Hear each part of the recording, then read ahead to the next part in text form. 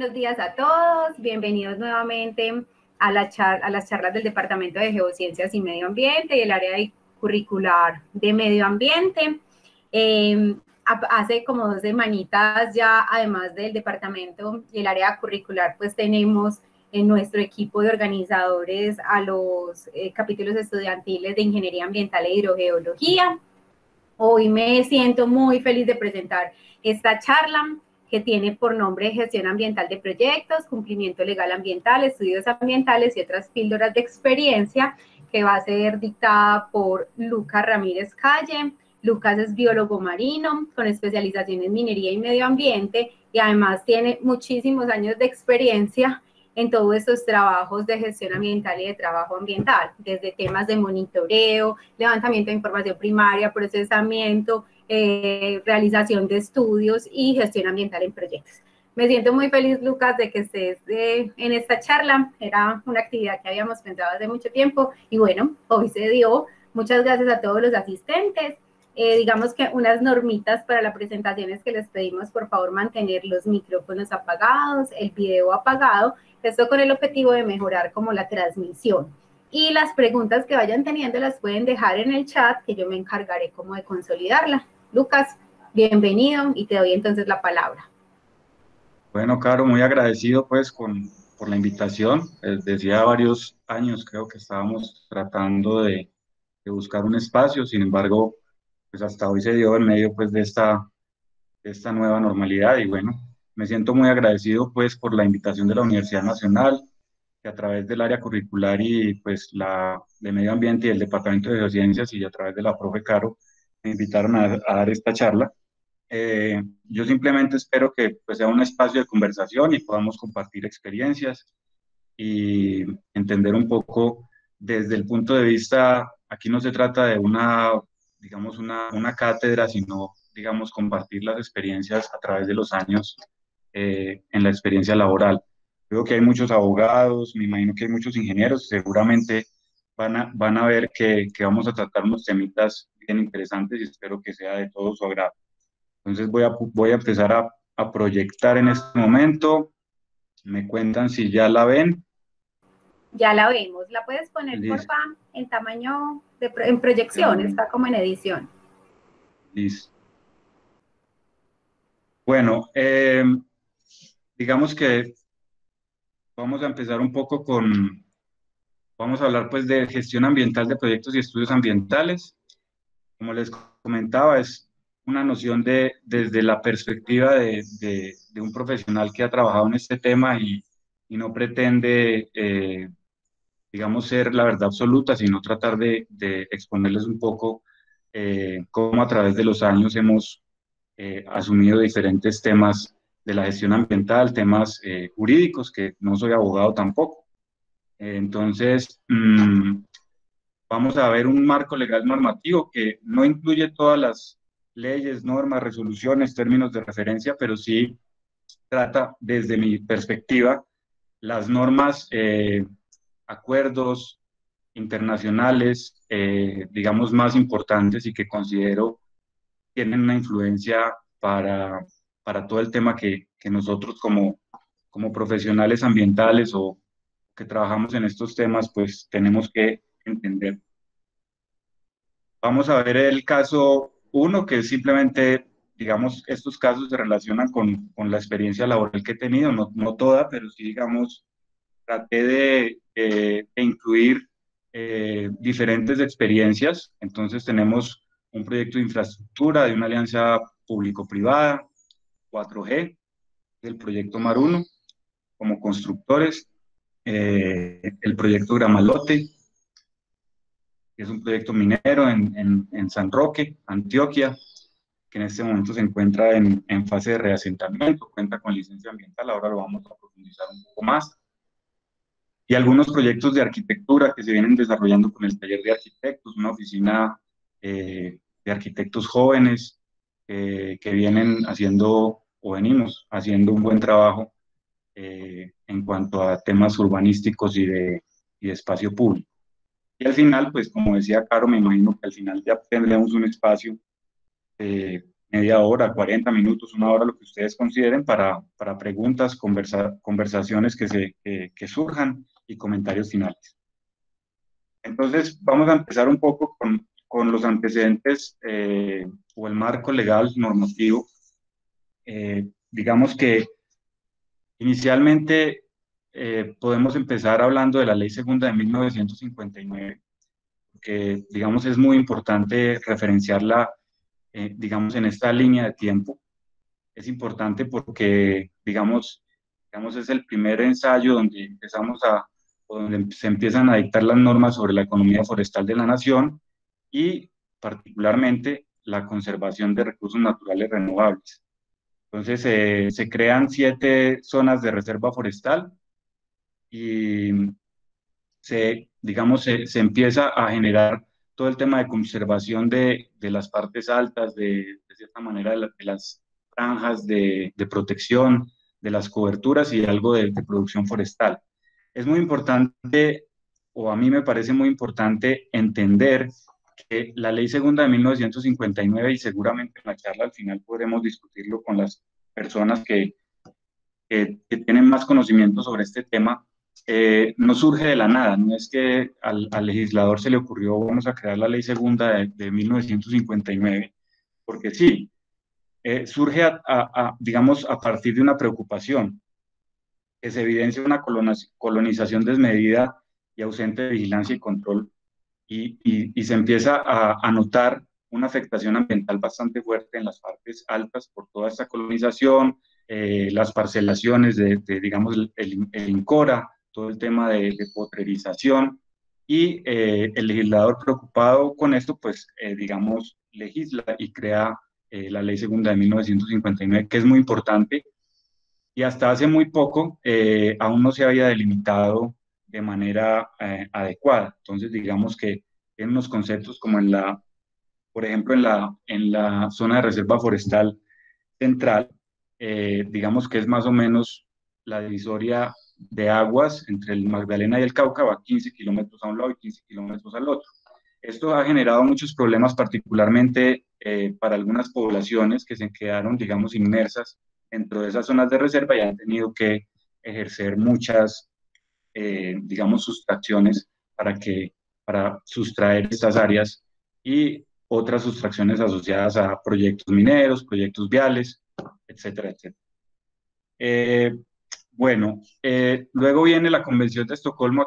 Aquí, digamos, estas convenciones internacionales las traigo a colación porque me parece, o en mi concepto, muchos de los ajustes y muchas de la creación de leyes en el país se ha dado también, de cierta manera, por la influencia de estas convenciones internacionales, de estas cumbres, que aquí solo nombro 4 puntuales. Aquí no me meto con temas de cambio climático, que también es muy importante, pero por el tema de tiempo, pues también teníamos que, digamos, ajustar un poco la presentación. Entonces, esta Convención de Estocolmo, digamos que es la primera cumbre de la Tierra, y desde ese momento ya se empieza digamos, a enunciar, digamos, los principios para la conservación y mejora del medio humano y pues del medio natural. Eh, Posterior a esto y resultado a esta Convención de Estocolmo, surge la Ley 23 de 1973. Entonces aquí ya vemos una influencia directa de cómo estas convenciones internacionales o estos acuerdos internacionales, digamos, ejercen de cierta manera presión para que los legisladores nacionales y las normas nacionales se vayan ajustando a, a estos acuerdos. Entonces, de la Ley 23 de 1973 ya decreta facultades extraordinarias para que el gobierno cree el Código Nacional de los Recursos Naturales, que es el decreto que sigue, que es el decreto Ley 2811 de 1974, que particularmente en muchas conversaciones eh, uno tendería a pensar que los términos ecológicos, paisaje, protección de cuencas, manejo sustentable de los recursos, son términos mucho más nuevos o que han tenido una fuerza, digamos, en los últimos 5, 10, perdón, 10, 20 años, pero realmente cuando uno lee el decreto ley 2811 de 1974 se da cuenta que muchos de estos aspectos ya eran considerados y de una manera pues, bastante cercana a la realidad. Simplemente pues ha ido evolucionando, pero este decreto es supremamente importante y considero contiene gran parte, digamos, de las bases para lo que es hoy la política y la jurisprudencia ambiental del país. Eh, digamos que después viene la ley 09 del 79, que es el Código Sanitario.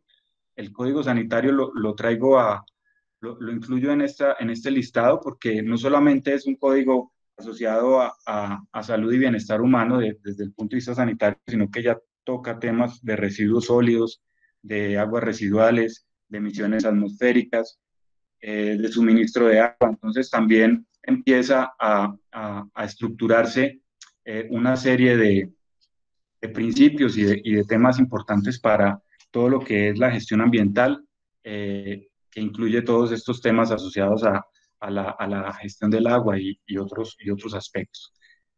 Luego viene el informe Brundtland en 1987, donde el mundo empieza a concebir, pues ya en el 72, de cierta manera se había tocado el tema, pero aquí ya empieza a concebir la necesidad de apostarle al desarrollo sostenible y empezar a impulsarlo, no solamente desde un acuerdo internacional, sino que cada país empiece a generar una serie de políticas y leyes que permitan, digamos, estructurar y empezar a construir políticas públicas asociadas a, al control y obviamente a promover el desarrollo sostenible.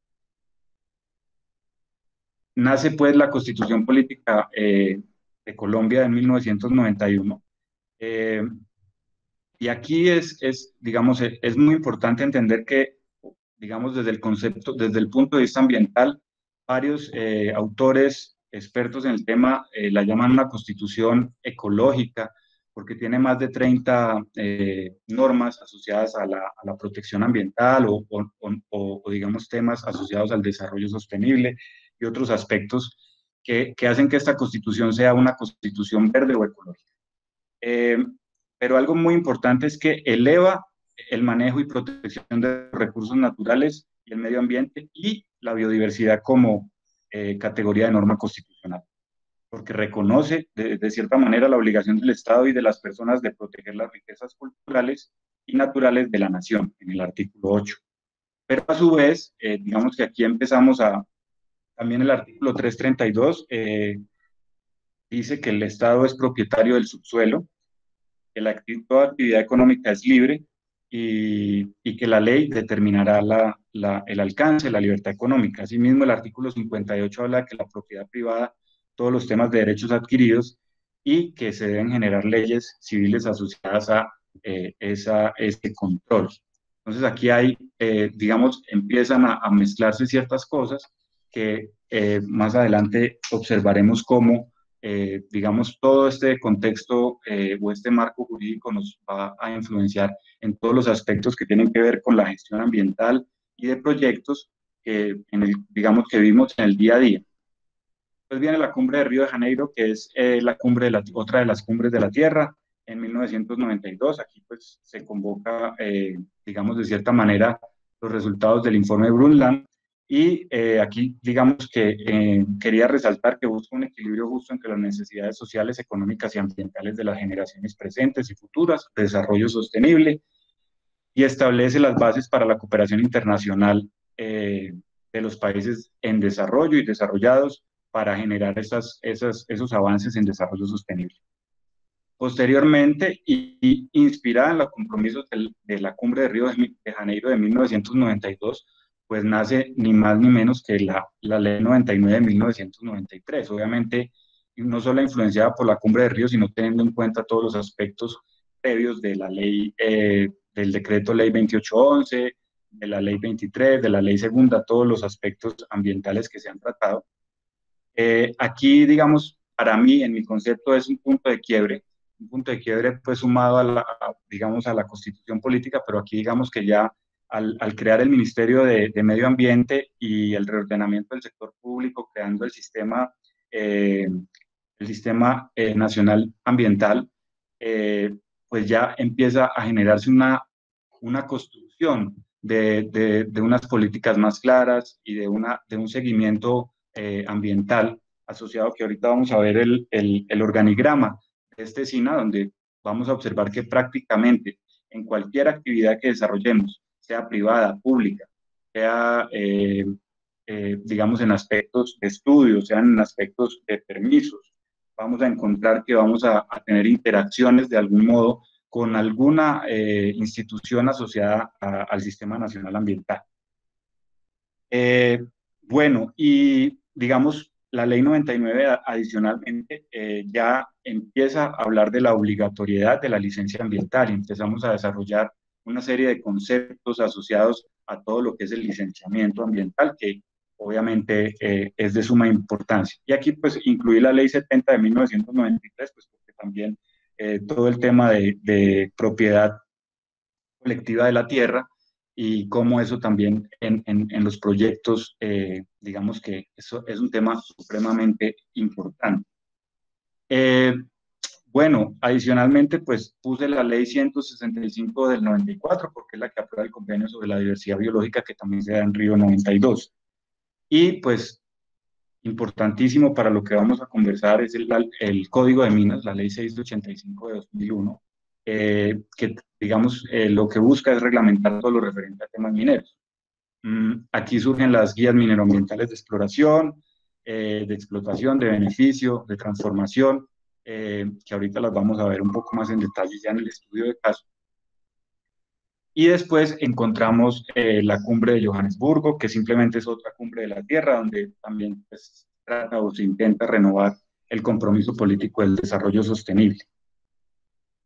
La ley 33 del 2009, pues, que es el procedimiento sancionatorio ambiental. Aquí, pues, digamos, uno de los temas más polémicos ha sido el tema de presunción de culpa por parte del infractor. Quise incluir la Política Nacional para la Gestión Integral de la Biodiversidad y de sus servicios ecosistémicos, porque creo que aquí el Instituto Alexander von Humboldt hizo un trabajo muy juicioso para incluir, digamos, este tema de suma importancia y garantizar pues que la conservación de la biodiversidad y sus servicios ecosistémicos se empiece a entender y se empiece a discutir a todo nivel. Entonces creo que este plan, esta política nacional de gestión integral de biodiversidad es supremamente importante y creo que el Instituto Alexander von Humboldt cumplió un papel muy interesante allí.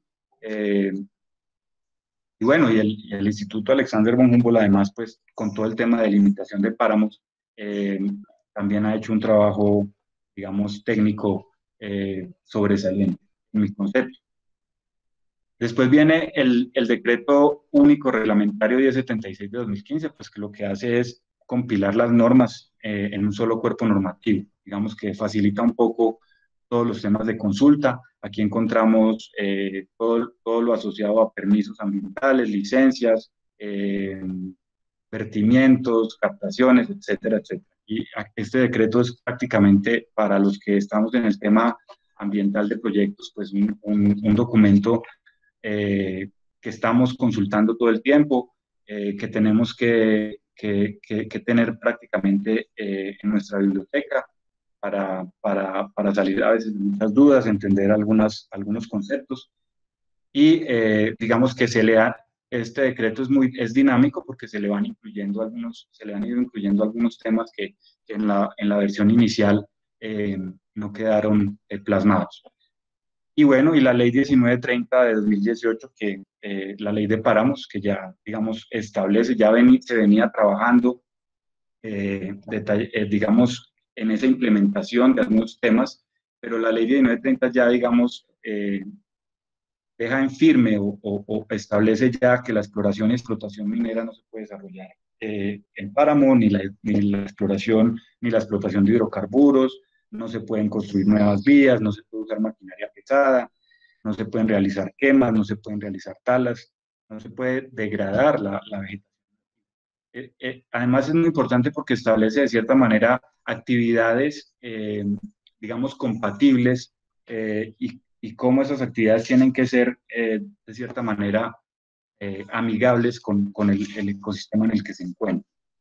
Pues bueno, esto es en general digamos, el marco legal, incluye de cierta manera un proceso de conocimiento de diferentes normas, que ya lo podremos apropiar o empezar a discutir en cada uno de los estudios de campo. Quería, de todas maneras, el organigrama del SINA que les comentaba ahorita es muy importante porque, y me quiero centrar en el SINA institucional.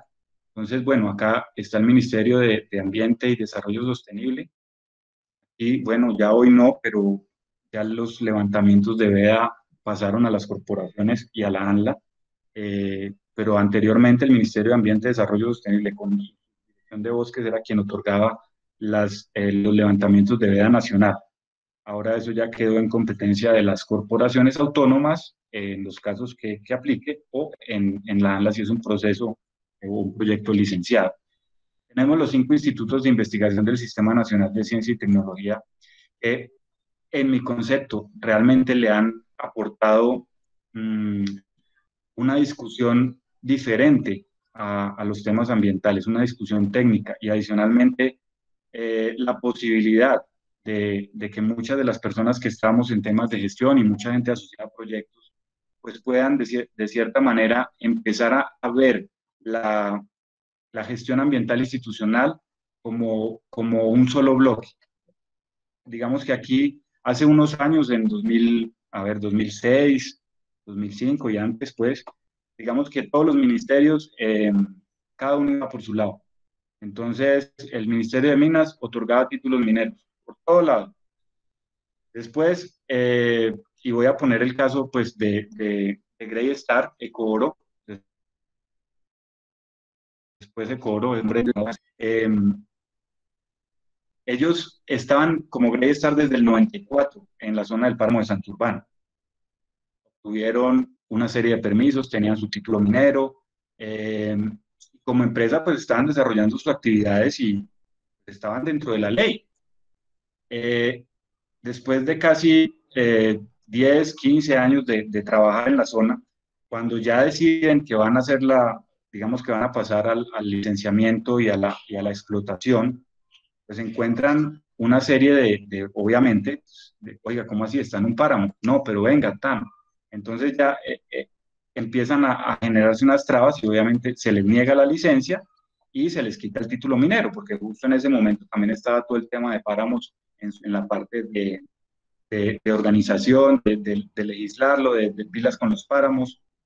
Entonces, esta empresa que invirtió 10, 12 años su dinero y que estaba dentro de los términos legales, porque además el Estado tenía un contrato con el Estado que era el título minero, pues simplemente se le quitan sus derechos, sale del país y hoy nos tiene demandados ante entes internacionales y seguramente va a ganar. Que, pero no es ni siquiera, o sea, aquí la discusión no es si Greystar está haciendo una actividad adecuada o no.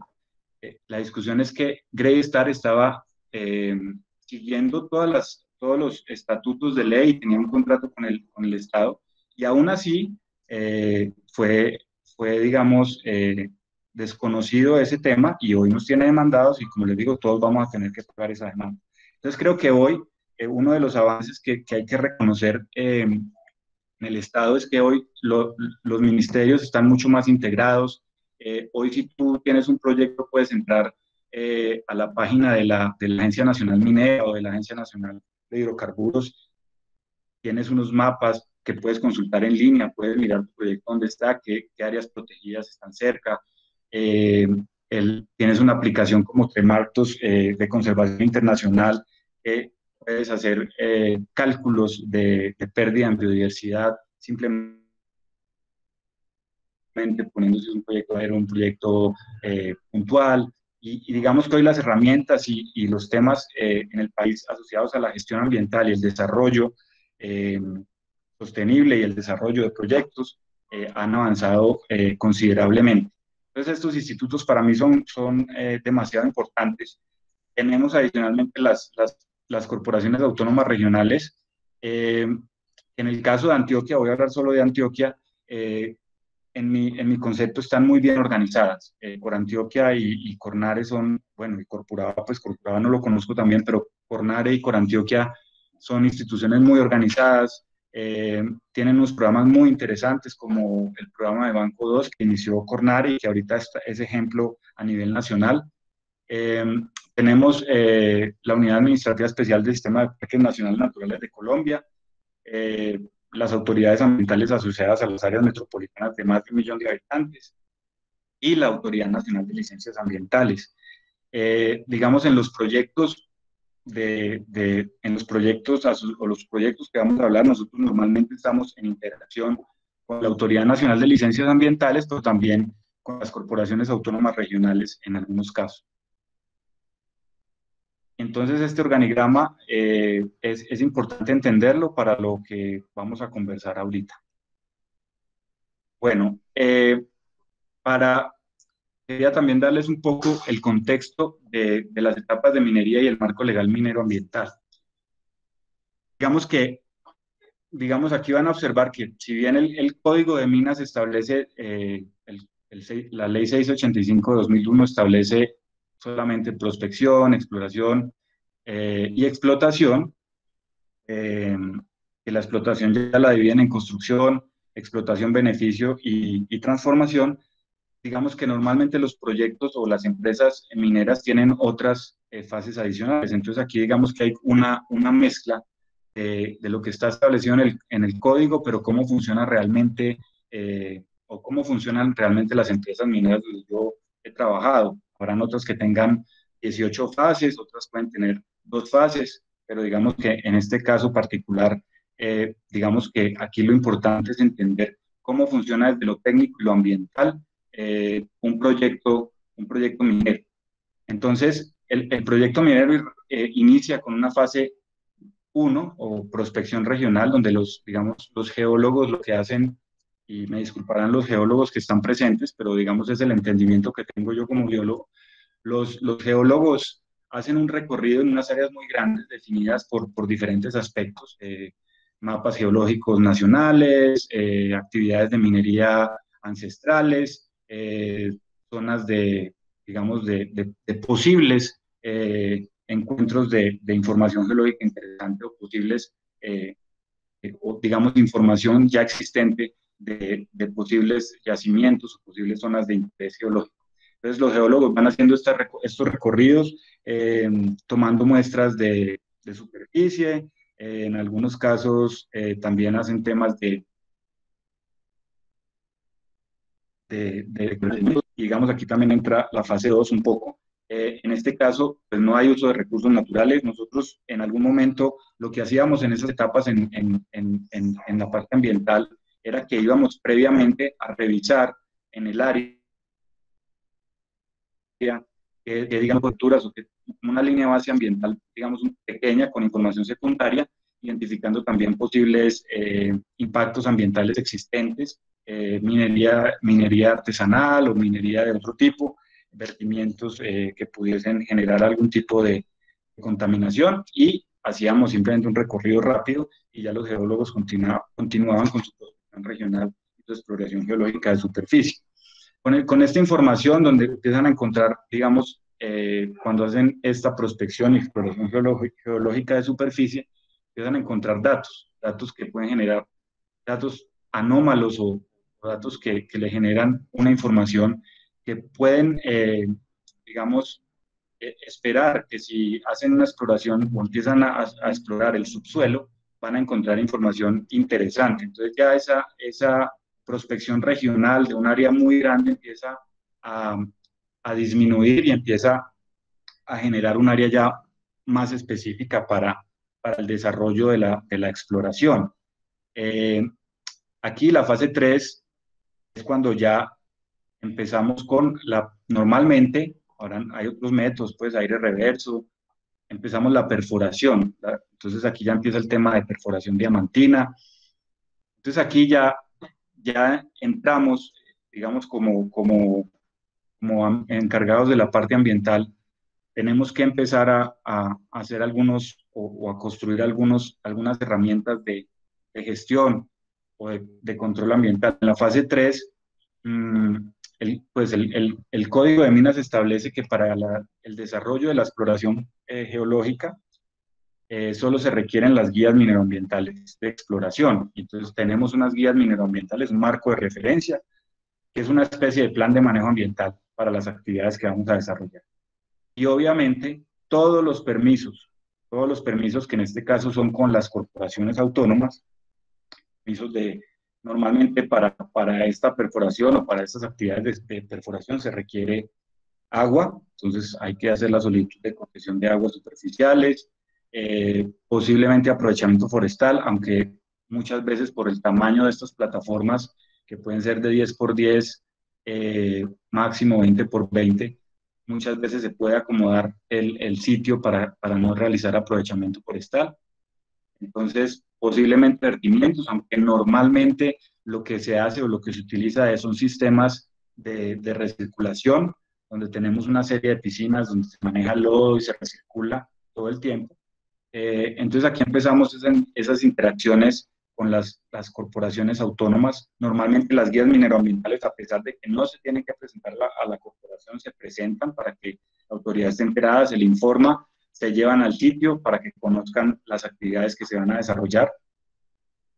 Y bueno, toda esta información geológica pues es analizada y ya, digamos pasa, el proyecto puede pasar a una prefactibilidad, donde ya se hacen otros análisis a mayor profundidad y otra serie de estudios. En esta prefactibilidad normalmente se toma la decisión de iniciar el proceso de licenciamiento ambiental. Entonces aquí arranca una etapa muy importante, es la decisión de la compañía de vamos a meternos a hacer una licencia ambiental. Entonces empezamos pues se revisan obviamente en su momento los términos de referencia. En este momento están los términos de referencia 13, que los pueden consultar, son bastante complejos, tienen mucha información para levantar. Eh, y empezamos la fase, digamos, de levantamiento de línea base. Esta etapa, pues, por lo menos se demora un año. Tenemos un año para levantar la información. Aquí tenemos que hacer todo el tema hidrogeológico, el tema de comunidades, el tema de flora y fauna, y normalmente pues muchos de estos análisis mínimo pues requieren un año hidrológico para realizarse, entonces es un proceso bastante largo.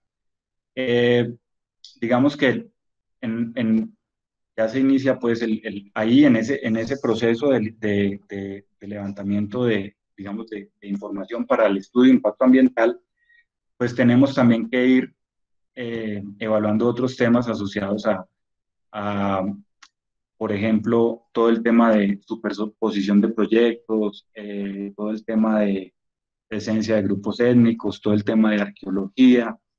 Entonces, digamos que van en paralelo y se van trabajando uno a uno. Este proceso pues finaliza, digamos, de esa manera con la radicación del estudio de impacto ambiental y el proceso de evaluación por parte depende, si es la corporación, eso depende de la cantidad de toneladas y del tipo de mineral que se vaya a sustraer, pues dependerá aquí, con quién, digamos, de quién es la competencia. Entonces, en este caso, pues hay que evaluar cuál será la producción de mineral y de acuerdo a eso, pues entrará a la corporación o a la Autoridad Nacional de Licencias Ambientales. Eh, bueno, ya después viene la construcción y montaje, ya pues una vez obtienes la licencia ambiental, además del plan de trabajos y obras autorizado, esto, digamos, es importante que quede muy claro, es un proyecto minero no se puede iniciar solamente con la aprobación del plan de trabajos y obras, solamente con la aprobación de la licencia ambiental. Requiere, digamos, las dos aprobaciones y con las dos aprobaciones ya puedes arrancar el proceso. Bueno, esa licencia pues no vamos a entrar en detalle, pero no, pues tiene todas las autorizaciones, permisos asociados al proyecto y adicionalmente pues tiene todos los planes de manejo ambiental, todos los planes de seguimiento y monitoreo y todos los temas de compensación por pérdida en biodiversidad, por cobertura vegetal leñosa, especies amenazadas, inversión del 1%. Ese sería otro tema prácticamente de 1 a 2 horas para conversación, porque son temas bastante amplios. Y la fase 4, la fase 8, perdón, que es el cierre y poscierre, que hoy en día, ya desde el estudio de impacto ambiental, ya se están planteando las actividades de cierre y poscierre. Las actividades de cierre y poscierre no se realizan una vez se finaliza la explotación, sino que es un proceso que se va desarrollando, digamos, en paralelo con el proyecto de explotación. Entonces no es un proceso que se dé hacia el final y adicionalmente pues tiene algo muy importante que es la disponibilidad presupuestal que tiene que estar garantizada para que en ocasión de alguna situación de fuerza mayor, ese dinero se pueda utilizar para las actividades. Entonces, bueno, y para el tema del otro, digamos, el otro proyecto a tratar era el tema de infraestructura vial. Ahorita vamos a profundizar un poco más en el tema minero, que es muy, vamos a ver el caso de Gramalote, entonces vamos a poder entender un poco más, o digamos, desde la realidad cómo se aplica todo lo que hablamos anteriormente. Entonces, en los proyectos de infraestructura vial, yo cuando salí de un proyecto minero y pasé a un proyecto vial, yo pensaba que es más difícil que un proyecto minero no iba a encontrar en mi vida. Y realmente, digamos, los proyectos de infraestructura vial, si bien tienen, digamos, una aceptación mayor en el público y, digamos, todas las organizaciones gubernamentales están, particularmente con estas 4G, estaban impulsando el desarrollo de estos proyectos, tienen unas complejidades bastante particulares. Entonces, normalmente, digamos, estos proyectos tienen dentro del mismo, digamos, dentro del mismo proyecto, tienen la construcción de una nueva calzada, el mejoramiento de la calzada existente, que es simplemente ampliación de curvas o ampliación del trazo, del trazo pues, de la vía, y rehabilitación. Entonces tienes, digamos, tres actividades, tres procesos distintos que además tienen, digamos, algunas herramientas distintas de gestión ambiental. Entonces, para la nueva calzada, pues hay que esperar que el Mintransporte, digamos, saque la resolución de utilidad pública e interés social del proyecto, hace un diagnóstico ambiental de alternativas o no necesidad de diagnóstico ambiental de alternativas. Una vez ya se tiene esa respuesta, pues se arrancan todo el tema de los estudios ambientales, también el tema de gestión predial y arqueología, que es súper con estos proyectos. Aquí hay que mirar pues particularmente los términos de referencia asociados. Bueno, y además normalmente estos proyectos tienen la construcción de un túnel, o 2 túneles, o 3 túneles, entonces aún más complejo. Eh, digamos que es en general para la nueva calzada es el proceso de licenciamiento, temas de superposición de proyectos, temas de comunidades, perdón, el tema de consultas previas, porque normalmente las tenemos, y ya el proceso de licenciamiento como tal, y la construcción y operación. Normalmente esto funciona como quien construye la vía, pero hay una persona que opera, un grupo, una empresa que opera esa vía. Tiene concesiones por 30 años. Y para el mejoramiento, que es simplemente lo que les contaba, son unas ampliaciones de las curvas, algunos mejoramientos de obras de arte, o pues box culvert, cunetas, otro tipo de cosas. Y para esta actividad, digamos que relacionándolo un poco con lo que hablábamos ahorita, no hay unas guías mineroambientales, pero tenemos unos planes de adaptación a la guía ambiental, que es muy similar a esas guías mineroambientales. Es un documento de autogestión donde tienes una especie de plan de manejo ambiental para poder desarrollar esas actividades ya sea de mejoramiento o de rehabilitación. En el mejoramiento, normalmente, como tienes que hacer algunas ampliaciones, pues necesitas solicitud de permisos ambientales con las corporaciones. Entonces, tienes un proceso de licenciamiento con la nueva calzada, o varios procesos de licenciamiento, porque depende de la estrategia. Tú tienes un trazado, una vía, 170, 140 kilómetros, entonces tú decides si generas unidades funcionales, para que si esta licencia no me la otorgan, me otorguen esta y pueda ir trabajando. Entonces tienes un proceso de licenciamiento eh, con todos los aspectos que esto significa, pero además tienes un mejoramiento que tiene unas actividades con la corporación, la nueva calzada seguramente es con la ANLA, con las corporaciones pidiendo todo el tema de permisos, pero además tienes una actividad de rehabilitación que en muchos casos, digamos, requieren algunos estudios y algunas actividades asociadas. Entonces aquí prácticamente tienes tres proyectos en uno. Y además, pues normalmente las nuevas calzadas también entran a requerir fuentes de materiales para su obra. Entonces vas a tener también un proyecto minero dentro de este proyecto de infraestructura vial. Entonces el tema de infraestructura vial es bastante complejo, y, pero es muy interesante. Entonces era como, digamos que aquí terminamos el tema de marco legal. Ahora vamos a empezar ya con los estudios de caso, perdón, con los casos, porque esto no es un estudio de caso, simplemente es una generalidad. Entonces, para el proyecto de infraestructura vial Almar 1, pues, digamos, era un corredor vial de 176 kilómetros y, bueno, teníamos un túnel de prácticamente 5 kilómetros. Digamos, ese túnel está paralelo al túnel que existe hoy. Creo que hoy ya están ya se encontraron las dos excavaciones, entonces van avanzando bastante bien. Aquí en Colores pues tenemos la duplicación, que era lo que les comentaba, que requiere licencia ambiental más el túnel. El mejoramiento que es, digamos, es justo, aunque aquí en este mapita la duplicación está al costado derecho, pero en realidad eh, al final quedó al otro lado.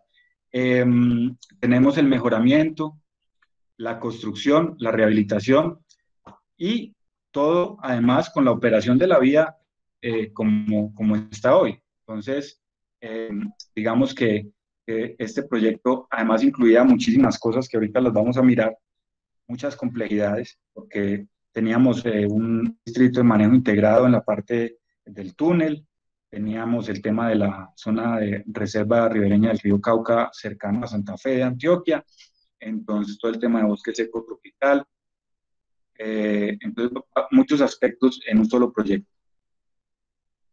Entonces aquí, digamos, después de que se genera la resolución del Ministerio de Transporte como proyecto de interés nacional, fue en 2015, más o menos en 2 años, se planteó la estrategia de licenciamiento, toda la planeación de estudios ambientales, y aquí quería eh, poner estas pequeñas viñetas para que pudiéramos entender un poco la dificultad que genera un proyecto de estos. Entonces, en general, eh, tuvimos pues todo el trámite sobre la necesidad de diagnóstico ambiental de alternativas y no diagnóstico ambiental de alternativas, todo el tema, además que estos son proyectos que, digamos, si tú eres el constructor, tu cliente es el concesionario, pero además te controla o te hace interventoría la ANI con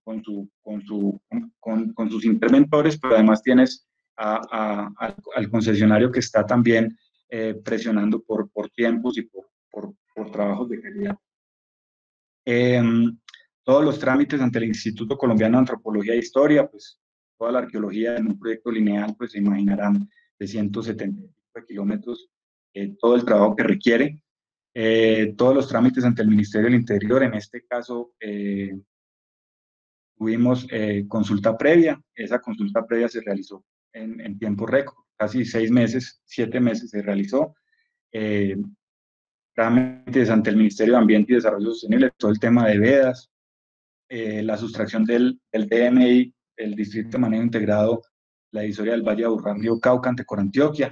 Este es interesante y sería sería muy interesante una discusión sobre este tema, porque esta sustracción se realizó no porque hubiese una obra en superficie, que es donde está, digamos, el Distrito de Manejo Integrado, y que se refiere más que todo a conservación de suelos, sino que se realizó esa sustracción asociada a un túnel que se encontraba pues bastante profundo. Entonces eso fue una discusión muy interesante con Corantioquia, pero al final, digamos que ellos tenían razón en algunos aspectos y se desarrolló esa sustracción. La sustracción de la zona de reserva del río Cauca ante Corantioquia, eh, que tiene pues estas sustracciones de las zonas de reserva o de los distritos de manejo integrado, pues tienen unos términos de referencia asociados. Particularmente el del río Cauca tenía unos términos de referencia muy fuertes en el tema de hidrogeología. Y ahí tuvimos bastantes, digamos, dificultades en poder llegar a, digamos, a que la autoridad tuviese tranquilidad con esa sustracción. Además, el licenciamiento de fuente de materiales, que en este caso por estrategia se hizo aparte, toda la elaboración del estudio de impacto ambiental, todos los temas asociados a lo que significa tener equipos de trabajo en campo de cada uno de los componentes, más de 40 personas en campo al tiempo, tomando muestras, moviéndose en el territorio. Todo el tema de gestión predial, Edimar tuvo que prácticamente alquilar un piso en el edificio de infraestructura para poder dar abasto en el tema predial. Bueno, todo el trámite de licencia ambiental, todos los trámites asociados a los permisos de emisiones, concesiones de agua, aprovechamientos de recursos con Corantioquia y Corcuraba. Entonces, digamos que esta diapositiva lo que buscaba era entender la complejidad en la cual estamos a veces las personas encargadas o que lideramos la gestión ambiental en un proyecto de esta magnitud. Es prácticamente entender temas de toda índole y adicionalmente pues con todos los tiempos que digamos que se requieren para. Y el caso 12, que es el proyecto Gramalote, voy a tomar un poquito de agua, perdón. El caso 2 del proyecto Gramalote. Eh, bueno, este es un proyecto que está en San Roque, como les comentaba, yo estoy actualmente trabajando allí. Eh, digamos, también si podríamos hacer una charla del proyecto, pues podríamos demorar 2 horas porque tiene demasiados cosas a tratar, pero aquí traté de hacer un resumen corto para poderlo discutir con ustedes. Es un proyecto que tiene recursos indicados de 3.9 millones de onzas. Esto significa, digamos, los recursos que tendríamos en los años de explotación en total. Más o menos una producción estimada de 350 a 450 mil onzas de oro por año. En este momento nos encontramos en la fase de reasentamiento. Tenemos estimado una inversión de capital de 1.100 millones de dólares y más o menos en cuanto a empleo, más o menos unos 3.500 empleos directos y 7.000 indirectos en la etapa de construcción y 700 directos y 2.000 indirectos durante la operación. Este proyecto, pues aquí vamos digamos, esto sí es ya en la realidad, cuál fue el proceso, la evolución de este proyecto. Imagínense, este proyecto arranca en 2003 o antes, yo creo que un poco antes, y estamos en 2021 y hoy no hemos arrancado la explotación. En algunas charlas, en otros espacios, la gente realmente o las personas no creen que estos proyectos sean tan a largo plazo. Realmente sí lo son proyectos muy largos. Mientras un proyecto vial se hace en 5 o 6 años, estos son proyectos que saben que pues requieren demasiada información para poder desarrollarlos. Y adicionalmente, pues estos procesos de exploración geológica y de análisis del componente geológico del subsuelo y de poder determinar bien los recursos toman bastante tiempo. Entonces, en 2000 arranca con Sociedad Quedada. Sociedad Quedada llega a la zona pues, a hacer temas de prospección, pero también hace unas actividades de exploración, ya con B2Gold, que era la empresa que en ese momento se encontraba allí, digamos, estaba en llave con Sociedad Quedada.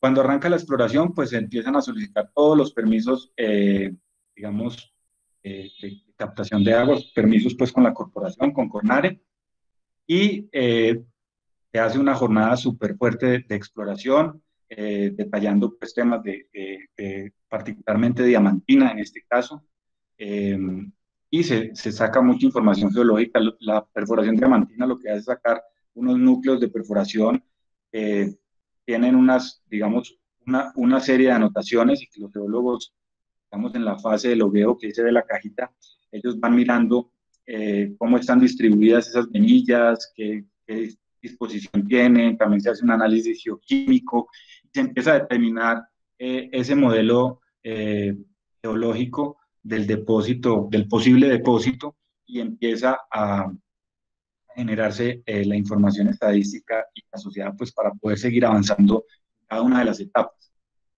Eh, bueno, en 2011 entra Anglo Ashanti y bueno, desde 2010 y toma la decisión con la información geológica recolectada, toma la decisión de arrancar con todos los temas de línea base, estudios, digamos, el estudio de impacto ambiental.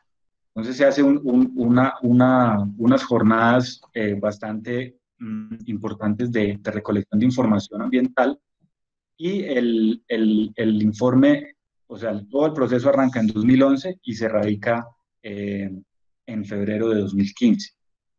Mientras tanto, pues siguen las actividades exploratorias asociadas a la determinación del depósito y otras cosas.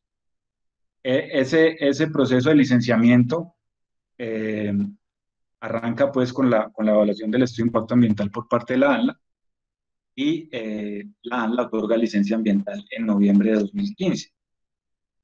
Pero esa licencia ambiental, pues normalmente cuando los proyectos reciben los actos administrativos, pues tienen unos días para revisar si la información contenida allí es correcta y está asociada a lo que se presentó. Entonces se encuentran algunos problemas en ese documento y se presenta un recurso de reposición dentro de la ley en marzo de 2016.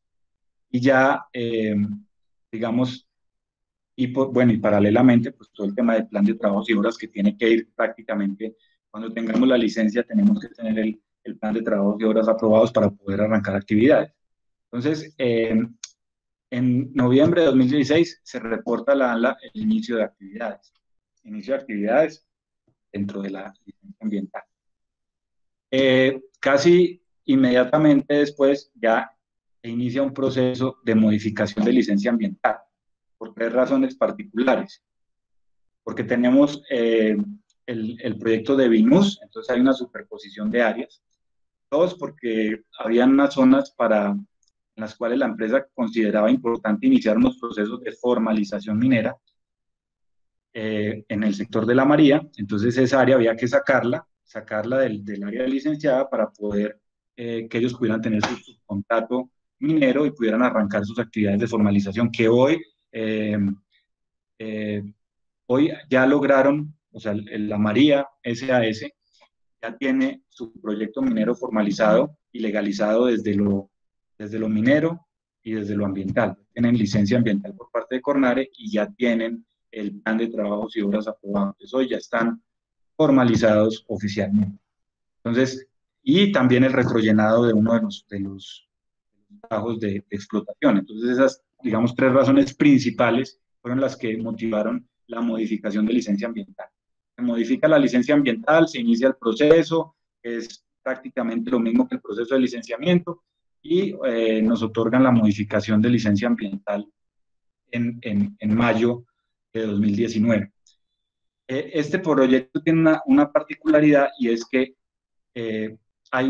digamos, hay una obligación de reasentamiento y ese reasentamiento tiene una obligación de resultado. Es decir, el proyecto tiene que lograr la firma de los acuerdos con las comunidades que tienen que ser reasentadas y hasta tanto no logre eso, con todos los estándares nacionales e internacionales del IFC, etcétera, etcétera, hasta que no logre eso, pues no puede arrancar la construcción. Entonces hoy nos encontramos en ese proceso. El tema de reasentamiento lo está trabajando la Fundación Socia. Creo que lleva ya unos meses, pero ya habíamos tenido otros procesos asociados. Una vez se logre, digamos, el resultado adecuado, óptimo para el tema de reasentamiento de las comunidades, de las que están pues, asociadas a este proceso, pues arrancaría la construcción, que más o menos, por eso no tengo fecha, no tengo duración del reasentamiento, porque puede ser 1 año, 2 años, 3 años, depende de las, digamos, de los acuerdos a los que se lleguen con las comunidades. Aquí no es simplemente la posición de la compañía y ya, aquí tiene que haber un resultado con las comunidades. Eh, Vendría una construcción por 2.5 años, luego una operación por 12 años y un cierre de 7.5 años. Este cierre de 7.5 años, les recuerdo, no es que arranque, ahí irían 7.5 años más, pero ese cierre o esas actividades de cierre arrancarían durante la operación. Entonces, digamos, era el caso que les quería mostrar de Gramalote. Ahí, digamos, aquí no hablamos del tema del plan de compensación por pérdida en biodiversidad, el plan de compensación por pérdida de coberturas leñosas y especies amenazadas. Aquí no hablamos de 1%, pero son muchos temas que podríamos profundizar en otra oportunidad que tengamos. Y para finalizar, pues quería un poco, aquí vamos a saltar casi pues de temas de infraestructura, minería, vamos a saltar a temas de arquitectura, arquitectura urbana, del paisaje, bueno, muchas cosas. Entonces, un salto bastante grande, pero vamos a dar. Entonces, el caso 3 es el tema de proyectos arquitectónicos y urbanos, porque, a ver, ¿por qué lo traje a esta presentación? Porque también entiendo que hay muchos estudiantes de pregrado y a mí me hubiera gustado cuando yo estaba en mi pregrado que me hubieran contado, pues hombre, yo en qué puedo, por dónde puedo coger, por qué línea podría participar. Pues creo que los que estamos en el tema ambiental tenemos muchas opciones y no solamente una, sino pueden ser varias. Entonces, este tema de proyectos arquitectónicos y urbanos, pues surge por unos personajes muy importantes en mi vida y digamos muy queridos, que son Ana María Estrada, arquitecta de la Universidad Nacional, Juan Sebastián Restrepo de la Universidad Pontificia Bolivariana y Alejandro López, que se cranean y empiezan a preguntarse muchas cosas sobre, digamos, cómo encajar en este tema de la arquitectura y en todo el tema de proyectos. Entonces, ellos desde su conocimiento y desde su experiencia también, porque son muy jóvenes, eh, vivieron todo el proceso, todo el boom arquitectónico de Medellín, cuando todos estos proyectos públicos empezaron a surgir en la ciudad y les empieza a sonar la flauta y les empieza a gustar mucho el tema de los concursos arquitectónicos, concursos públicos además. Eh, Ellos parten de una reflexión crítica digamos, para lograr soluciones integrales que promuevan el bienestar de las personas. Entonces, empiezan y además tienen una visión, digamos, de acoger e impulsar formas colaborativas de trabajo. Entonces, yo ingreso allí como biólogo digamos, a generar discusiones sobre algunos temas de proyectos, que ahorita las vamos a ver a mayor profundidad, pero lo importante de este caso es particularmente por la etapa que estamos viviendo ahora, esta nueva normalidad, cómo tenemos que empezar a generar esas redes de trabajo, cómo tenemos que empezar a mirar al otro con respeto y a mirar al otro a respetar ese conocimiento que tenga desde cada una de las disciplinas. Entonces, digamos que este es importante porque lo que recoge como ese trabajo interdisciplinar que es demasiado importante. No somos islas, no podemos hacer trabajo solos y eso se ve pues también en los estudios de impacto ambiental, en las líneas bases, tenemos profesionales de todo tipo, pero en este caso particular, ellos han logrado unos resultados muy importantes integrando no solamente el conocimiento arquitectónico, sino el conocimiento desde otras disciplinas. Entonces, bueno, aquí tenemos algunos de los proyectos ellos han trabajado en muchos más proyectos, pero digamos que yo traje a colación algunos en los que yo participé, digamos, en mayor o menor medida, pero digamos, este es un proyecto muy importante. Aquí tenemos, quería traer esta imagen porque era un proyecto que implicaba un reto muy grande, porque tenemos una ciudad, digamos que prácticamente se ha ido, se ha ido metiendo en esta zona cultural, de importancia cultural, y ha ido invadiendo estas zonas que son tan importantes. Y el Ministerio de Cultura de Perú pues sacó un concurso público para determinar cómo podían, digamos, de cierta manera, crear o buscar un parque lineal, de cierta manera, que generara algunos límites, pero adicionalmente que tuviera unos temas muy fuertes de paisaje.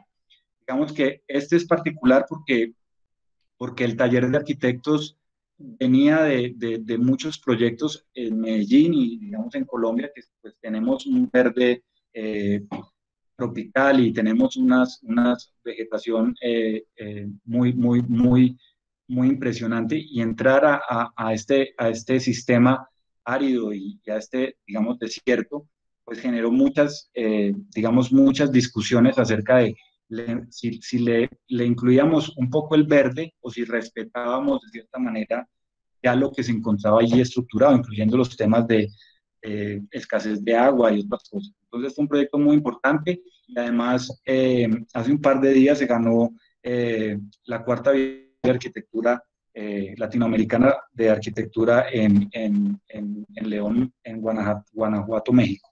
Entonces es muy importante porque implica un tema urbano, un tema, digamos, cultural, un tema de paisaje muy fuerte. Entonces este es uno de los proyectos que me parece que había que traer a colación, y pues se ganó la cuarta Bienal de Latinoamericana de Arquitectura. Entonces es muy importante. Y ese pues se puede consultar también en la red. Digamos que es uno de mis favoritos, es el de Cali, el del parque, digamos, del río Cali. Este es un proyecto que también implicaba, digamos, unos retos muy grandes, porque tenemos una ciudad como Santiago de Cali, y unas zonas que han sido, digamos, utilizadas por las comunidades y por los ciudadanos, digamos, como botaderos, que no se respeta mucho. ¿Cómo lograr respetar de todas maneras que tenemos unas comunidades allí, una población urbana bastante fuerte, y cómo podíamos integrar no solamente el tema ambiental, sino el tema urbano y el tema de conectividad de transporte? Entonces este también fue un proyecto muy bonito, prácticamente atravesaba, pues como el río Cali atraviesa prácticamente toda la ciudad. Entonces es como la arteria principal de la ciudad. Listo, yo creo que, bueno, eso era lo que les quería compartir. Traté de ajustarme al tiempo. Eh, voy a dejar de compartir la pantalla para poder pasar a las preguntas y comentarios finales. Les agradezco mucho y bueno, quedamos atentos. Lucas, muchas gracias. Una presentación buenísima, me encanta y resalto y te felicito porque vi lo del premio, maravilloso. Ese trabajo que han hecho con el taller de arquitectura es súper lindo. Pues te agradezco mucho la presentación, me encanta porque barriste una infinidad de cosas y creo que cada diapositiva podría ser una charla o una sesión específica, ni siquiera una charla. De esto podríamos hacer varias sesiones, espacios y muchas mesas de trabajo, porque es la integración de un montón de normatividad ambiental, de experiencias reales, de cosas que uno no considera, de hallazgos en campo, de la realidad del territorio y de cada territorio y cada proyecto. Acá muchos compañeros tienen preguntas, pues llegamos a ser como 45 personas, quedamos 35, es mucha gente, sobre todo porque no habíamos ensayado sábado. Yo te advertí que los sábados no habíamos hecho presentación. Entonces veo que hay como preguntas. Andrea, te doy la palabra si quieres y prendes tu micrófono y procedes a hacer la pregunta. Si escuchamos voces distintas en medio de este estado pues de confinamiento y nos acompañas. Entonces, ¿estás por ahí? Andrea Castillo. Lucas, Carolina, buenos días. Yo Andrea la conozco, saludos. Sí, hola Lucas, Andrea? ¿Cómo vas? Qué alegría volver a saludarte. Y saludos. Me queda de ti mucho el tema de bioética y medio ambiente. Ahí tengo un librito y todo. Ah, vea, bien. Buenos recuerdos entonces. Bien, mira Lucas, pues justamente nosotros que trabajamos en el campo minero, en el sector minero, me parecería muy interesante que de pronto compartieras con todo el grupo la mayor duda que presentan las comunidades y es en relación al manejo del agua. Mucha gente siempre está, digamos que esa es como como el tema reiterativo en términos de las comunidades, y sería muy rico que compartieras pues con todos los presentes cómo es el tema del manejo del agua en el campo minero, en el sector minero. Bueno, Andrea, bueno, este también es un tema que podríamos hablar una hora. Bueno, yo creo que muchos de los, tal vez nosotros desde el sector no lo hemos sabido comunicar, pero yo creo que, a ver, particularmente, como hablábamos de toda esa estructura jurídica y todos esos, digamos, todo el proceso de licenciamiento, que incluye, pues, por un lado, un proyecto que está licenciado, que tiene unos permisos, pues tiene unas obligaciones. Y pues ahí hablábamos del 1333, que es el proceso sancionatorio ambiental. Digamos que está por un lado el tema legal, jurídico, que es, tenemos, digamos, las autoridades tienen todas las herramientas para, si otorga un permiso o si a una empresa tiene una licencia, pues tiene todas las herramientas para sancionar en caso de que no se cumpla. Yo siempre he pensado que el tema de la preocupación del agua, pues es una preocupación bastante amplia, pero también creo que digamos que está un poco enmarcada en, digamos, en discusiones que se han dado desde verdades a medias, y con todo respeto lo digo, el tema, o sea, el tema minero, no tengo los datos exactos en la cabeza, pero uno empieza a mirar los consumos de agua, el sector minero, el sector industrial realmente ocupa un renglón mucho más bajo que el sector agrícola, que podemos hablar cómo es el uso del agua en los cultivos de arroz o en los cultivos de caña, qué tan eficientes son. Entonces aquí, desde el punto de vista ambiental minero, desde los proyectos que yo he manejado o he estado, pues nosotros somos respetuosos totalmente de la ley, y las concesiones que son otorgadas pues están asociadas a unos análisis de caudales ecológicos, de capacidad, de usos y usuarios. Entonces, y jamás, digamos que una empresa seria que tenga una serie de permisos, pues va a hacer un vertimiento directo a una quebrada, contaminándola y generando problemas para la comunidad. Digamos que yo parto del respeto a la ley, que fue como la primera diapositiva. Las empresas que están en ese marco regulatorio, que están con una licencia ambiental, con unos permisos ambientales, pues tienen además una evaluación permanente de las autoridades. Nosotros en Gramalote recibimos visita de la ANLA una vez al año.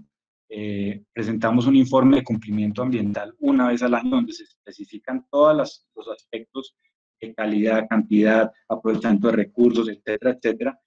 Y adicionalmente tenemos visitas de Cornare, y adicionalmente tenemos visitas en caso de que haya una queja de la comunidad acerca de la actividad que nosotros desarrollamos. Entonces, yo creo que el sector minero hoy, no voy a hablar de hace 30, 40 años, hoy tiene unas prácticas adecuadas, asociadas, seguimos garantizando, o dentro del marco legal constitucional y de las normas ambientales, para el adecuado manejo del agua y de consumo, vertimientos.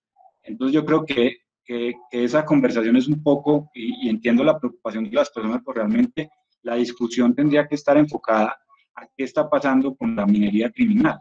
Es decir, la minería criminal que, por ejemplo, en el nordeste antioqueño, entre Zaragoza, no sé si esto sea conveniente decirlo aquí, pero es así, entre Zaragoza Remedios, Machuca, uno llega allá y lo que encuentra son puras excavadoras metidas en el río, sacando mineral, sacando material, sin ningún tipo de manejo, sin licencia, sin permisos, y simplemente lo que hacen es le pagan un dinero a las personas que están controlando las cosas allí, y entran y hacen la explotación. Entonces, yo creo que desde el punto de vista, y hay muchos ejemplos además, yo traía un videito aquí del Cerrejón, pero no lo monté, pero todo el tema de rehabilitación, o sea, todos los temas, yo creo que digamos, hay que diferenciar un poco la minería ilegal, criminal, de la minería artesanal, de subsistencia, que es totalmente válida, y la minería legal. La minería legal tiene todos los estándares y cumple con todos los procedimientos adecuados. La minería ilegal, por lo contrario, tiene asociaciones con gente poderosa, con gente armada, grupos al margen de la ley, y están acabando con el Chocó, están acabando con la Amazonía, están acabando con Antioquia en el nordeste, porque uno entra y empieza a ver máquinas por todo lado y nadie tiene permiso, ni hay forma que un ente de control llegue y les haga un allanamiento si no va con la policía, el ejército, la fiscalía. Entonces se vuelve un tema muy complejo. Entonces ese tema o ese primer problema hay que atacarlo de manera adecuada y creo que las empresas mineras están manejando dentro de la ley y cumpliendo todos los estándares los temas de agua y no implican un riesgo para la pérdida de calidad del recurso y cantidad. Ay, muchas Gracias, gracias, Lucas. Sí, fantástico lo que comentas, porque sí me parece muy importante y muy pertinente que se dé a conocer pues justamente esta diferencia en estos aspectos. Muchas gracias. Tengo otro montón de preguntas, pero dejemos que los otros compañeros pregunten. Gracias, Andrea. No sé si alguno de los otros asistentes tiene alguna pregunta. Mientras alguien nos informa, por favor, por el chat si hay más preguntas. Lucas, yo quisiera un poquito más de detalles y me pareció muy importante la diapositiva que pusiste de todo lo que implica la ejecución de un proyecto. O sea, no es solo una licencia ambiental, porque muchos consideran que es solo obtener una licencia ambiental. Tú mostrabas que en Maruro, pues tuvieron que hacer sustracciones, varias sustracciones, ¿cierto? Entonces, como hablar un poco más de ese tema que todos tenemos en mente, que es uno tiene una licencia ambiental y ya está en el paraíso, solo póngale en marcha a la ejecución, y la realidad es que se requiere mucho más que eso y que hay unos instrumentos extras. Nos mostrabas esos que menciono específicamente en Maruro. Si de pronto nos detallas un poquito más de eso. Sí, lo primero es que digamos, lo más difícil no es tener la licencia, lo más difícil es mantener la licencia, digamos, mantener los procesos en control, digamos, lograr, es que tener una licencia ambiental significa documentar todas las actividades que desarrollas en el día a día, no solo desde el punto de vista ambiental, desde todas las actividades técnicas de geología, de hidrogeología, etcétera. Entonces, cuando arrancas con la licencia, digamos que ahí empieza el trabajo arduo porque tienes que documentar todo, tienes que tener un sistema de gestión robusto y pues además tienes todos los ojos encima porque tienes que enviar un informe con toda la información del año a la autoridad, sea la ANLA o sea una corporación, y adicionalmente tienes citas. Y ahora pues con el tema, la gente dirá, no, es que estamos en pandemia, entonces seguramente están haciendo lo que quieren y pues no, la autoridad ambiental además hace las visitas también de manera virtual y te obliga a que tengas un dron en campo y personas en campo que manden los videos, que estén tomando la información en tiempo real. Entonces, la autoridad no descansa para mí, y yo admiro y tengo mucho respeto por las autoridades porque me parece que hacen un trabajo incansable y muy importante.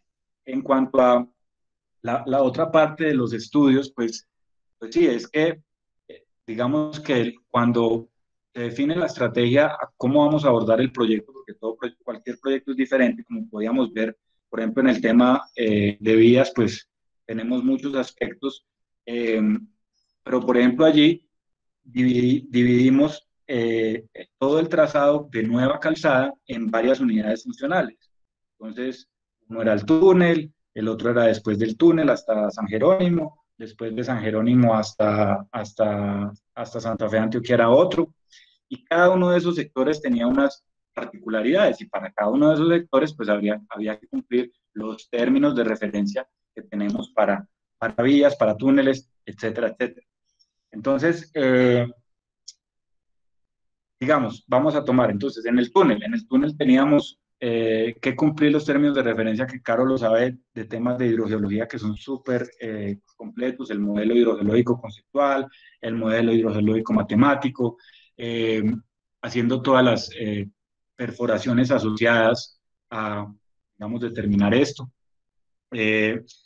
Pero teníamos toda esa información que se levantó, digamos, se levantaba en paralelo para cada una de las unidades funcionales, pero además teníamos el equipo de biólogos haciendo el tema de vedas, epífitas, de bromelias, pero además teníamos los geólogos haciendo todo el tema estructural, teníamos a los geotecnistas, teníamos a los arqueólogos.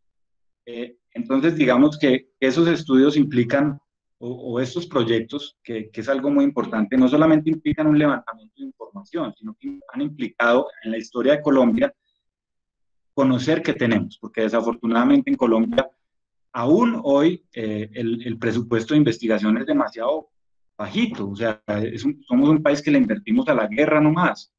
Entonces, los investigadores en este país, yo no sé cómo hacen, porque ahorita estaba leyendo que unos pelados habían sacado un vehículo que puede ir a la luna, que nos dice cómo hacen si el gobierno y los gobiernos anteriores y desde hace mucho tiempo realmente no le han apostado a ese derecho constitucional y además a impulsar la investigación y la tecnología. Pero digamos que todos estos estudios que estamos hablando pues han implicado también de cierta manera y ha sido reconocido por Brigitte von Humboldt y por otras personas, que hemos podido conocer territorios que no tendríamos claro que tienen. O sea, nosotros en Colombia realmente hasta hace muy poco todavía nos falta mucho por explorar en el saber cuánto hay. No sabemos cuánto hay. Y si no sabemos cuánto hay, tampoco nuestro proceso de ordenamiento y de protección de lo que tenemos, pues no lo podemos hacer de manera adecuada porque no sabemos dónde están los páramos. Pues ahora sí,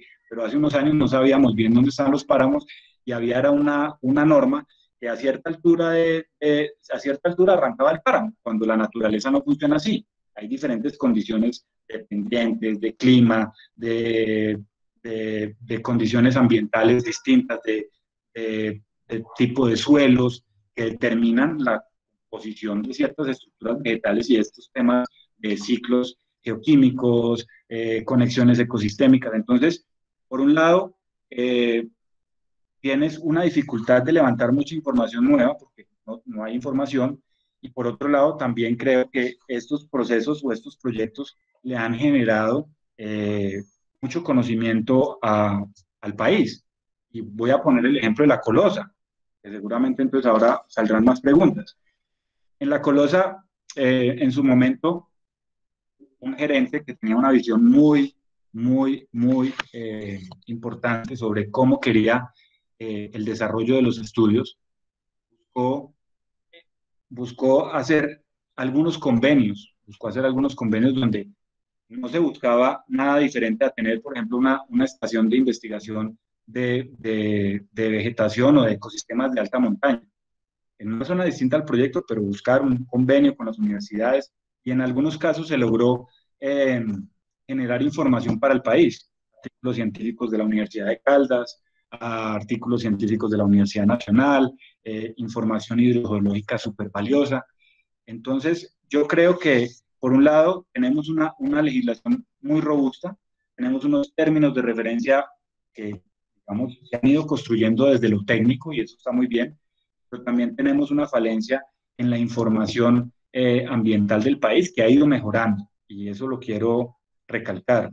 En los últimos 15 años hemos recolectado muchísima información muy valiosa. Entonces, eso es como en general, una visión general de qué es la información que levantamos, cómo están esos términos de referencia asociados a los proyectos mineros o viales y que tenemos, como decía Caro, diferentes situaciones y diferentes problemas en pocos kilómetros, porque además este país, pues tú estás a 2.000 metros y en 15 minutos puedes estar a 1.000. Entonces encontramos como en Mar 1, encontramos el túnel que estaba en la parte alta, que no recuerdo la altura, que tenía una problemática totalmente diferente, pero en la parte baja, llegando a Santa Fe, teníamos en esta parte el Distrito de Manejo Integrado de la Divisoria del Valle Aburrá, Río Cauca, y allá teníamos la zona de reserva ribereña del río Cauca, con bosque seco. Entonces, cómo ir asumiendo esas diferentes condiciones con responsabilidad y cumpliendo con la ley, y cómo cumplir con esos términos de referencia que además por Antioquia los tiene muy claros y es un listado pues, de actividades y estudios que hay que hacer para que ellos puedan tomar una determinación.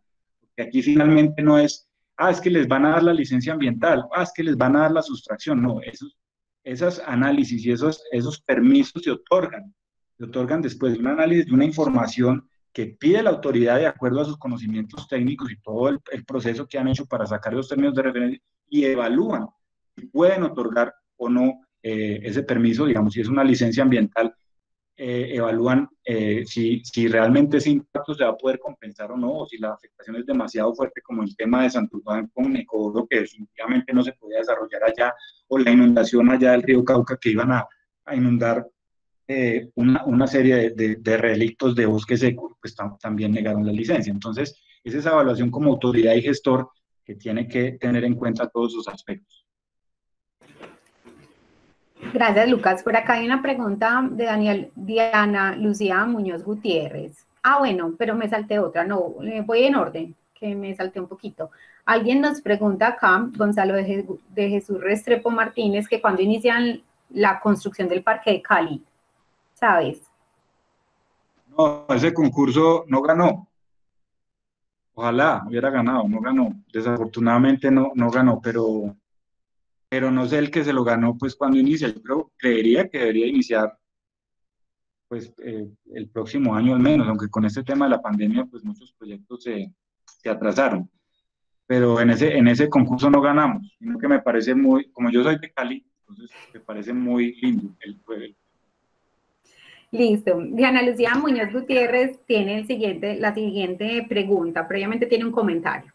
¿Hasta dónde la ley lo establece relacionado o está relacionada la pregunta con el inventario de algunas zonas ambientales y áreas de protección correspondiente a las CAR en armonía con los institutos de investigación? ¿Qué crees que haga falta para que la CAR cumpla con esa función? O sea, muy asociado como a todo ese tema de zonas ambientales y de áreas de protección. Bueno, el tema de delimitación, pues digamos que puede ser de la CAR o puede ser también digamos, de una autoridad nacional.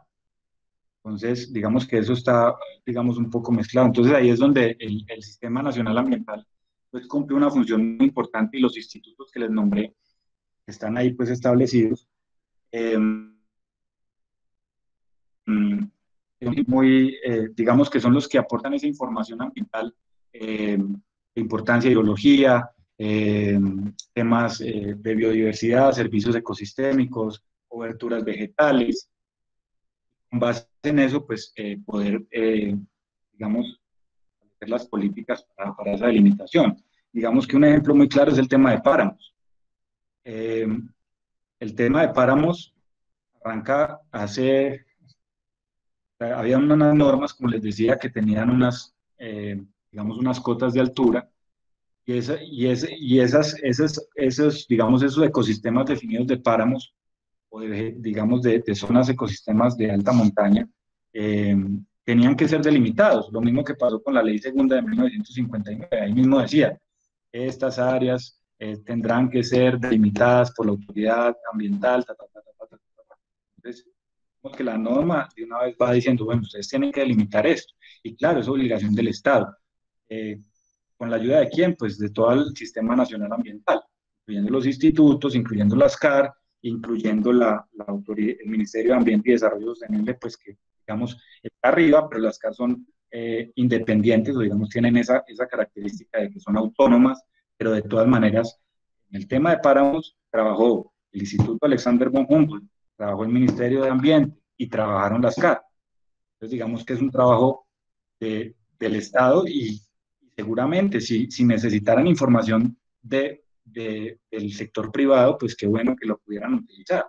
No digo que, o sea, si hay estudios de impacto ambiental que tienen unas líneas bases muy fuertes y hay que delimitar algunas cosas, o si, por ejemplo, se está haciendo un estudio de impacto ambiental y en la línea base se encuentra que hay un rodal de roble que es único en Colombia, en X parte, pues hombre, tendrán que entrar a limitar. Entonces sí tenemos como, o sea, creo yo que lo más importante es, pues en el territorio, legalmente está la delimitación de las áreas digamos, regionales, que cabe a las corporaciones.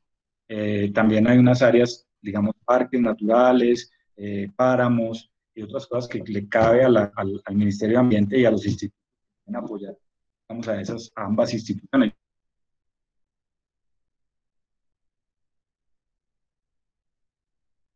corporaciones autónomas, el Ministerio de Ambiente, los institutos de investigación están trabajando mucho más integrados y además integrados también con otros ministerios o con otras agencias que tienen otros aspectos, como la Agencia Nacional Minera, la Agencia Nacional de Hidrocarburos. Entonces ya hay una comunicación y una interacción mucho más fuerte entre cada una de las áreas. Entonces yo creo que es muy importante cuando la institucionalidad empieza a permear. Sin embargo, tenemos falta de institucionalidad en muchas zonas del país, que es donde hablábamos que se está metiendo, ya sea el tema de deforestación ilegal, el tema de cultivos de coca, el tema de minería ilegal, porque el Estado no ha podido llegar a todos los sectores y hay zonas donde pues realmente no hay presencia del Estado. Entonces en esas zonas, pues ahí por más que tengas una zona,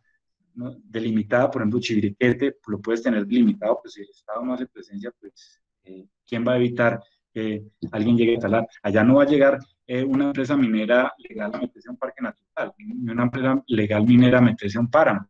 Es ilegal, o sea, no podría ser. Independientemente de lo que uno piense de la minería, una empresa que está legalmente constituida, no, aunque así lo digan los medios a veces, pues no va a llegar allá, ni una empresa, digamos, que su objeto sea el aprovechamiento forestal y esté legalmente constituida, pues no puede llegar a arrasar con la Amazonía sin los permisos adecuados. Ya si hay un permiso y uno tiene la posibilidad, porque además tenemos la posibilidad de tener acceso a esos documentos, hay otras herramientas también para decir, oiga, yo no estoy de acuerdo con esto, pues desde una razón, desde razones técnicas y empezar también a hacer bueno, abrir la discusión, que es lo importante, con el respeto.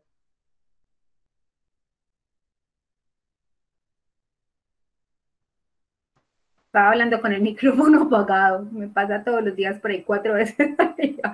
Bueno, no sé si hay alguna otra pregunta. A mí con respecto a esa pregunta que acabas de responder, digamos que dejo sobre la mesa que parte de estos espacios es la integración de todo ese conocimiento.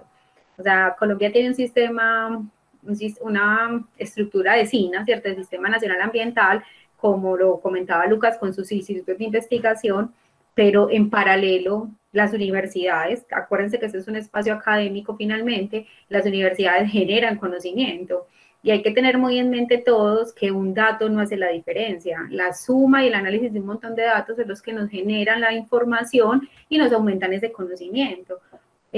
Parte de todo este tema de la gestión ambiental de proyectos es que depende del conocimiento de las ciencias de la tierra, en el cual habrá áreas de líneas de trabajo específicas, como para mí la geología es una de las más detalladas en Colombia para todo el territorio a escalas, digamos, respetables, 25 miles, pero todavía tenemos muchos vacíos.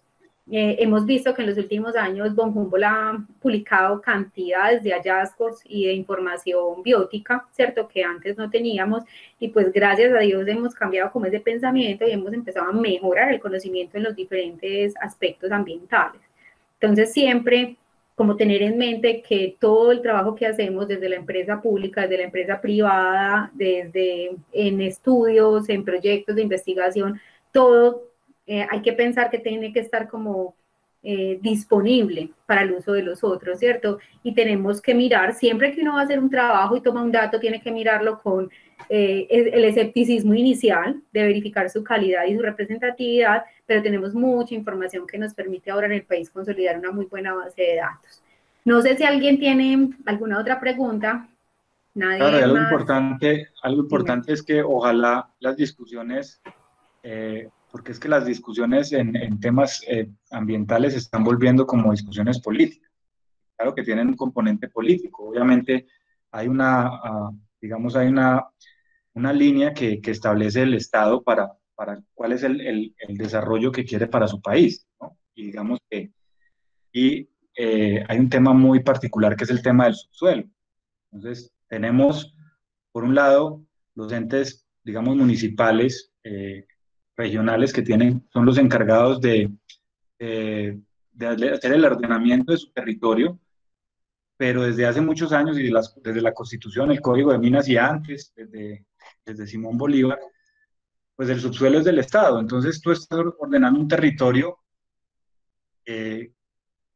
como que solo puedes ordenar lo que está arribita, porque lo que está abajo es del Estado central, de la nación con N en mayúscula como Estado central que viene desde hace unos años. Y pues esas discusiones, pues por ejemplo en ese caso es una discusión jurídica, pero es una discusión jurídica técnica, pero se debe dar desde lo técnico. Y digamos, desde el tema ambiental también muchas veces las discusiones se convierten en, es que a mí me parece que esto sí o que no por un tema emocional o porque es más bonito esto y lo otro. Yo creo que las discusiones tienen que empezar y desde, pues, desde el escenario, yo entiendo pues a algunas personas que tengan esas posiciones, pero desde lo técnico, de las personas que estamos encargados del tema de gestión ambiental, tanto desde las instituciones, desde las universidades, como desde la empresa privada, pues tienen que empezar a haber discusiones serias, técnicas, donde podamos, digamos, llegar a acuerdos en algunos temas.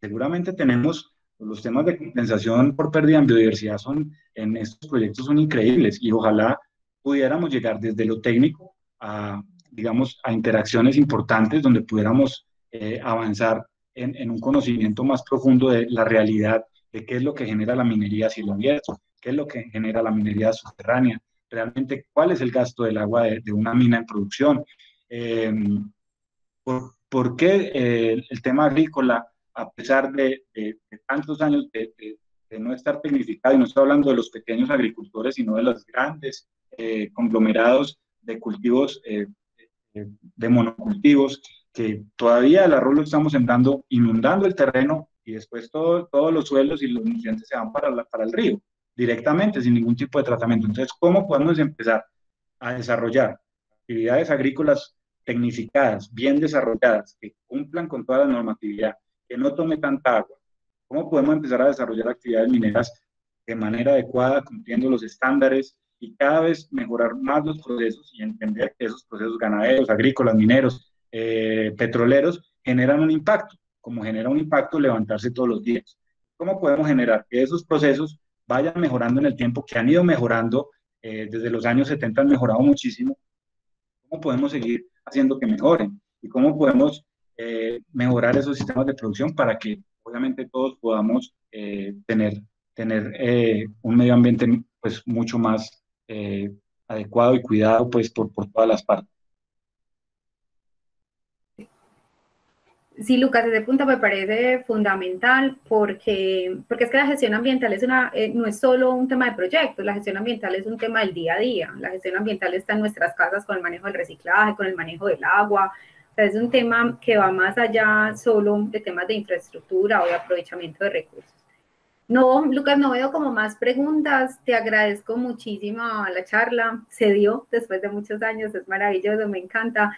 Tuvimos muy buena participación. Te ofreciste públicamente a discutir más temas. Espero la agenda está para ti cuando tengas espacios, porque yo sé que tu agenda es un poquito más complicada y de pronto tengas una idea. Bienvenido a este espacio, que sé que es muy provechoso para las personas que asisten. Quienes vienen a estas charlas y a estas conferencias es porque realmente les interesa, porque están desarrollando sus actividades profesionales o están preparándose para eso.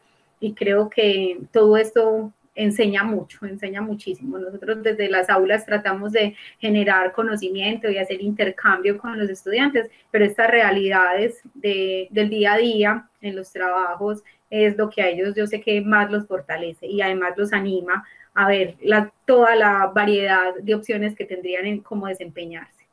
Entonces, no sé, muchísimas gracias, les agradezco mucho a todos, muchas felicitaciones en el chat, ahí puedes leer, la gente muy agradecida, interesante, les pareció muy buena la presentación y ellos dicen, contribuye mucho al proceso educativo. Es una realidad pues que este intercambio ha sido maravilloso para todos.